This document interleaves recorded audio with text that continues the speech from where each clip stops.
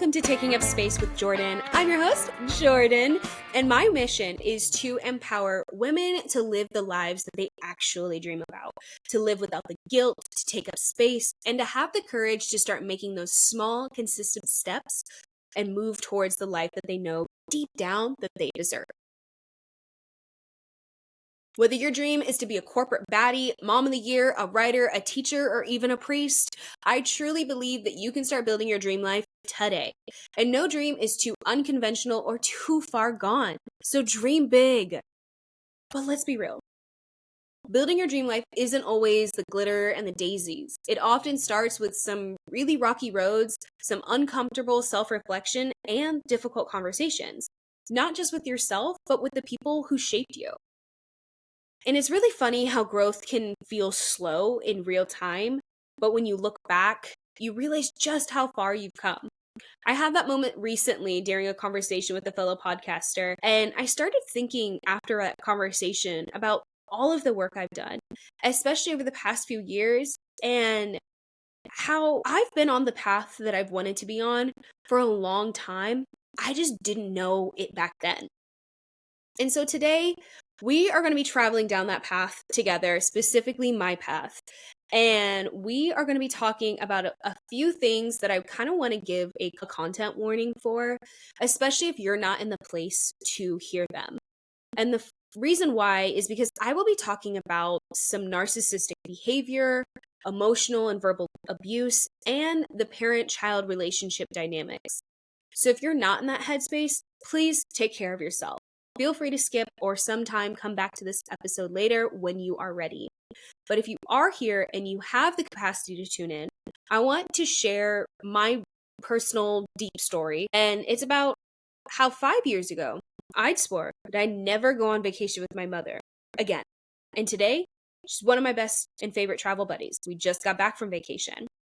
And this episode is about how I got from there to here, about the long, non-linear journey of reparenting myself and building the kind of relationship with my mom that I never had when I was growing up. We're going to talk about what healing can actually look like, the messy, imperfect, and sometimes surprisingly beautiful. So let's get into it. Before we, though, go too deep down that road, I have to give some context about my family and the dynamics that I grew up with. My mom had me when she was 20. Basically a baby herself, honestly. And not long after that, she met someone else, and together they had my baby brother about 2.5 years later. That person became my stepfather for most of my life. And this is someone that I no longer speak to, and for very good reasons, which I'll get into those later. Now, my story isn't necessarily unique. In fact, I know many of you listening have your own version of this. My stepfather is a narcissist, the type who can be incredibly charming one minute and your greatest enemy the next. He was manipulative in a way it's hard to explain unless you've lived it, where you know that you're being controlled or gaslit, but something about him is still getting under your skin and you're still reacting in a way that you wouldn't normally. It still makes you question your own reality. And I want to be clear, I am not in the business of trying to understand narcissists. I'm not here to dissect his motivations or his behavior. What I do know is that his presence, his control, had a massive impact on my relationship with my mom and my brother. He isolated me, made me feel like I was the crazy one. And when I finally left home at 18, it felt like one of the happiest days of my life. My childhood was filled with a lot of lonely moments, with feeling unseen, being misunderstood, and feeling abandoned. And even in a house full of people, I would act out over the smallest things, desperate for attention or just some sense of autonomy. I wasn't allowed to go to friends' house. I was constantly grounded. And the thing is I wasn't a bad kid. Did I do bad things like every kid? Yes, but I wasn't necessarily bad. But I didn't have parents who felt like they were on my side. And I want to say this now. This is not a slander episode about my mom. She made the choices that she made. Some of them hurt me, but I can't pretend to understand, and no one can, the full complexity of what it meant to be a young woman, barely out of being a child herself, under the control of someone as manipulative as my stepfather, while also trying to raise 2 children. If you've ever loved someone who's in a narcissistic relationship or been in one yourself, you know. It's hard to explain. It distorts everything. And as a child, I didn't get that. I just knew that the person that I needed the most didn't fully feel like they were there. But as I've grown, as I've gone to therapy, had the hard conversations, and done the work to become the person that I want to be, I realized something really important. I can hold space for both truths. I can feel compassion for my mom and what she lost during that time. And I can also honor the little girl in me who needed her mom and didn't get her. It took a long time for me to understand that both of these things could be true. That I could feel hurt by my mom and still hold space for compassion. That realization didn't come quickly or easily. It was a couple years into therapy, I believe, before I could really start to accept and live in the reality of both of these truths, before I could stop intellectualizing them and actually begin to navigate them. I started therapy back in 2021 because I felt like I was honestly at my breaking point. I was around 25, and I realized I was still reacting like a wounded child every time I interacted with my family. One small disagreement could send me spiraling. I couldn't keep my cool. I didn't feel emotionally safe, and I was tired of feeling like I was losing control in my own life. During my very first therapy session with my therapist that I have now, just the consultation actually had me breaking down. Because I said something that I had never admitted out loud, which was, I don't think my family even likes me. Worse than that, though, I didn't like them. But I didn't feel allowed to say that. It wasn't just a fear, it was the truth. I was different from most people in my family. They had things to bond over, specifically my mom and my brother. Sports, TV shows, inside jokes. I remember so many times that I would sit on the couch or on the floor and just watch whatever basketball game was on and nod along because I wanted to belong. I believed as a child, though, that if I had left the room, they wouldn't have come and checked on me. They were busy with each other and acting as a family. Their memories are filled with laughter and ease, and mine were full of tension, confusion, and a constant ache to belong. I couldn't figure out why I didn't feel connected to them. Why no matter how hard I tried, I still felt like the outsider. It took several sessions to begin understanding the truth. I had buried so much of my trauma, tucked away so many false beliefs about myself, beliefs that were planted by a narcissist who was speaking to a child who didn't have the tools that I have today. And when you're that young, you don't have the language to name what's happening to you. You just absorb it. You internalize it. You believe that you are the problem as an 8-year-old child. Through EMDR and eventually parts work, I began uncovering the layers. Slowly, painfully, I realized something huge. I couldn't build a healthy relationship with my family until I learned how to meet my own emotional needs. And that's what reparenting became for me. It wasn't about blaming my mom or waiting for her to do something different. It was about learning how to create safety for myself and learning how to trust my own gut. Learning how to tend to those deep, neglected parts of me, not with someone else's permission, but with my own. For so long, I carried this fantasy that someone was going to come and save me from the hurt that I experienced growing up. That my mom would somehow wake up and see everything, that someone would finally rescue me from my life. I used to imagine that someone would come knocking on the door and say, Jordan, you don't have to live like this anymore. Or like in Harry Potter when Hagrid says, you're a wizard, Harry. But no Hagrid came for me. No one came.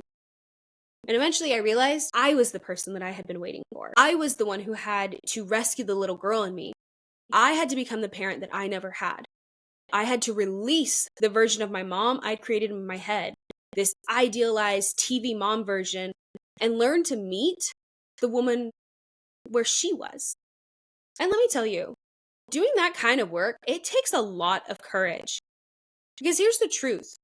I was this close to going no contact with my family.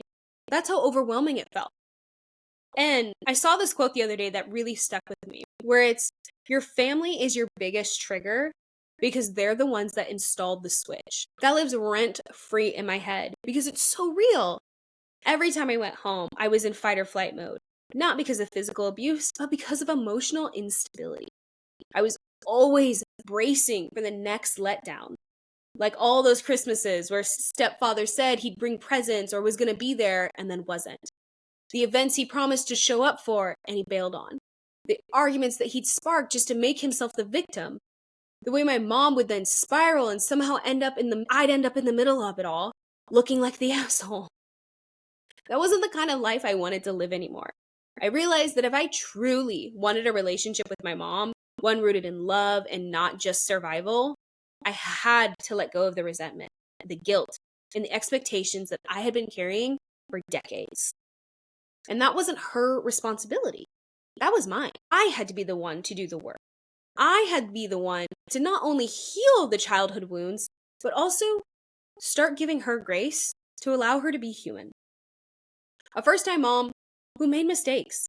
A woman who, like me, was probably just doing the damn best that she could with what she had. I had to be the one to become the parent that I always needed.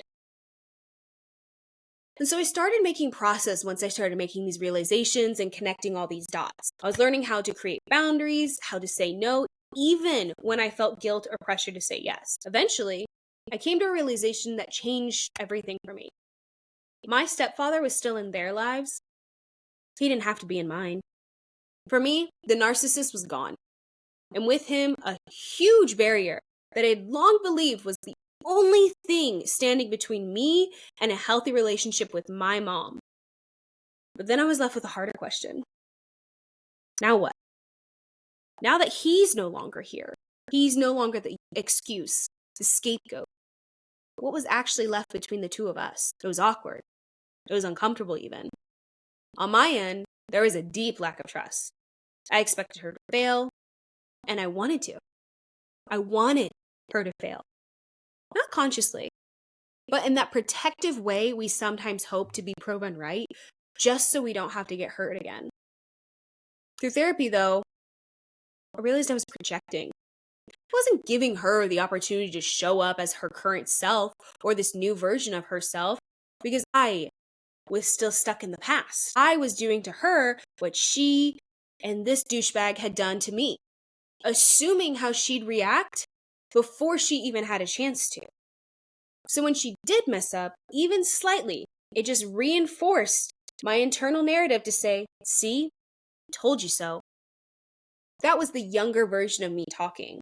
A part of me that had been let down too many times, and she wasn't trying to sabotage me. She was trying to protect me, just not in a way that was helpful anymore.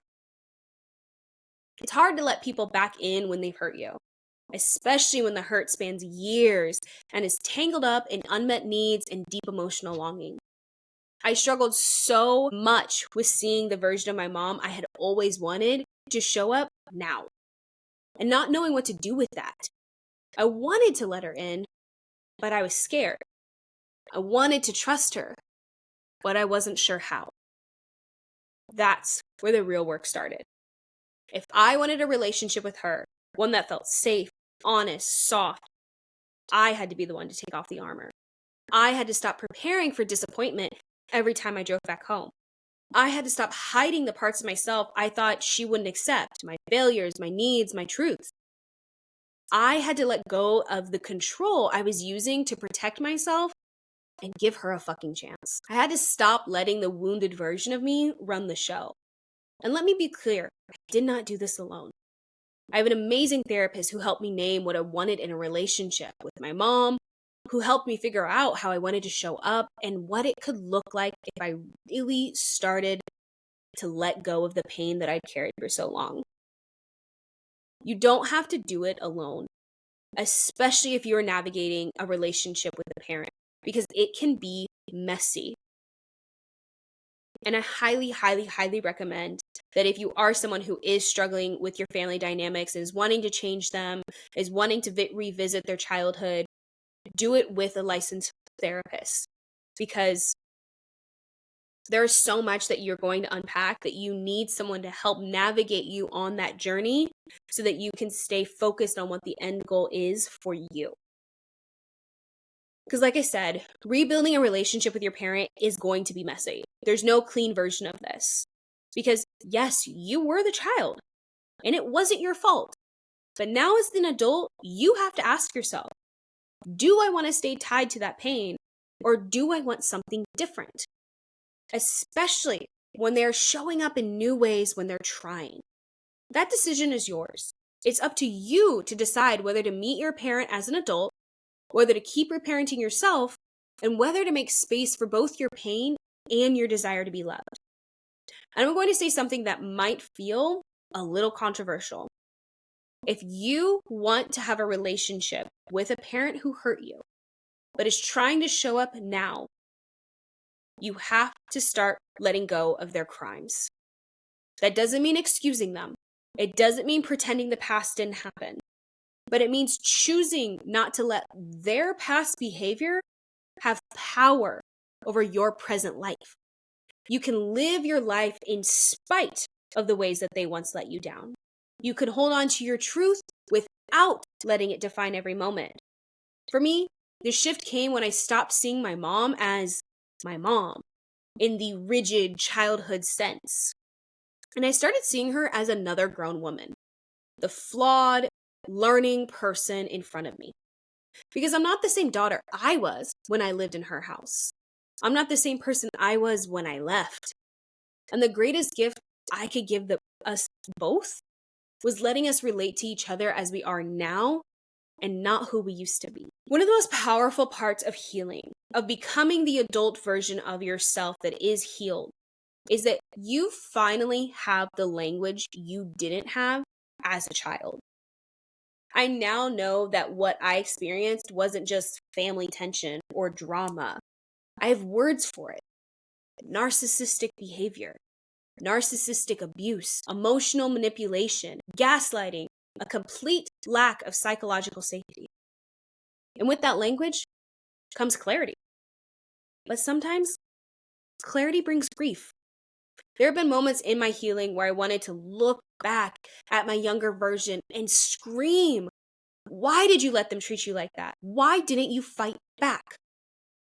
I always come back to this truth. She did the best she could. And more than that, she got me here. That version of me, the confused, hurting, trying to belong version of me, she kept going. She didn't have the words, but she had the will to keep hoping. And that hope is what carried me into the life I have now. When I look at my life today and at the relationships I've built and the relationship I built with my mom, it's something my younger self could never have imagined. It was beyond her wildest hope. But even now, even in the beauty of what's rebuilt, there's still some tension because I'm not the same daughter I used to be. And she's just getting to know this version of me. And I'm just getting to know her. We're not falling back into some happy ever after. We're learning to meet each other again as two grown women on new terms. And that's been probably one of the most liberating parts of this whole entire journey, is to realize that closeness doesn't have to come early to be meaningful. You don't have to have the storybook relationship to have a real one. It can come later. It can come slowly. It can come with boundaries and softness and mutual effort. And sometimes that kind of love, that kind that's chosen after hurt, built brick by brick, that's the most honest kind of love there is. I wrote this episode on Mother's Day because it was inspired by the fact that I felt safe enough to not do the Instagram post, not send flowers or anything like that. I mean, we just spent 2 weeks together in Maui. I didn't feel like I needed this one day to celebrate who my mom was to me. It really got me thinking about the complexities of love, especially with a parent. Because healing means letting go of the unreal versions of other people, even yourself, the idealized roles that you clung to in order to feel safe. You start to see people, especially your parents, for who they are, not who you wish they would be. Just like how our parents had to grieve the imagined futures they had for us, when we choose our own paths, we also have to grieve the version of them that we built up in our minds. And that grief makes room for something real. You can love someone and still get upset with them. You can love someone and still have your feelings hurt. You can love someone and still be triggered by them. The difference with healed love is that you have the tools now. You have the self-trust. You know what to name it. You can communicate when something's off. You can speak up when a boundary is crossed because you've built the internal safety to say, that hurt me. That made me feel small. I need something different. The biggest lesson I've learned is that healed love doesn't mean perfect love. It means chosen love. It means loving someone while still honoring your pain. It means staying in connection on your terms, not from obligation, but from intention. Letting go of the fantasy of a picture-perfect mother-daughter relationship, it's not easy. It's one of the hardest parts of this journey is letting it go. And I still struggle sometimes because what we had, it wasn't good. But what we have now also isn't always easy. But that's what makes it real. My mom is not the version I dreamed up of when I was little. She's her own person with tummy issues and a big-ass dog and loves to watch sports. So yeah, sometimes she's gonna say the wrong thing. Sometimes she's gonna hurt my feelings. Sometimes she's going to annoy the hell out of me. But here's the difference. When that line is crossed, I can trust myself enough to name it. I feel safe enough to say, hey mom, that hurt my feelings. And I know that she's gonna hear me because we've built up that kind of relationship. One rooted in truth, not fantasy. One that honors where we've been, but lives fully in where we are now. Rebuilding a relationship with a parent, especially after pain, in silence, or distance, it's not something that's going to happen overnight. It's not one big apology or one perfect vacation or one great road trip. It's something that takes time. It's the little moments, the everyday choice to try again. The slow relearning of how to trust, how to speak, and how to hold space for both the love and the hurt. I'm proud of the relationship I have with my mom today. Not because it's perfect, but because it's real. It's layered, it's growing, and it's built on truth, not denial. If you're navigating a complicated relationship with a parent or trying to heal while holding space for connection, I really hope this episode reminds you that you're not alone. You get to move at your own pace. You get to change your mind. And you get to decide what's worth holding on to. So I want you to take a few minutes today and ask yourself, what version of love am I ready to receive? From my family, from others, and from myself. And if this episode resonated with you, I'd love if you would share it with a friend who might need to hear it. Or tag me on Instagram with your biggest takeaway. And if you're on the path of healing family dynamics, know that I see you. You're doing the hard transformative work. And it might feel impossible right now, but I promise it will get better. Kisses.